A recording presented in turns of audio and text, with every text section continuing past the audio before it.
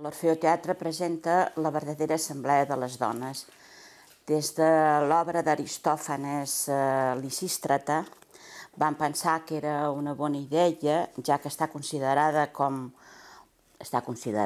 no sé si ho és, però com un dels primers vodevils que es coneixen, vam pensar que era una bona idea fent una traducció totalment lliure, que la va fer en Jaume Blanc, i la vam presentar a l'Orfeó l'hivern passat i va agradar molt.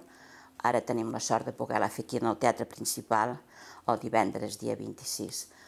L'obra tracta del que ja s'ha tractat moltes vegades. L'original és perquè les dones estan tipes que els homes se'n vagin a la guerra. Aquí l'hem portat a que les dones estan tipes que el maltracte dels homes i que se'n vagin a les tavernes i que no els hi facin cas, el de sempre, que els homes no poden viure sense les dones i les dones sense els homes, i això serà etern.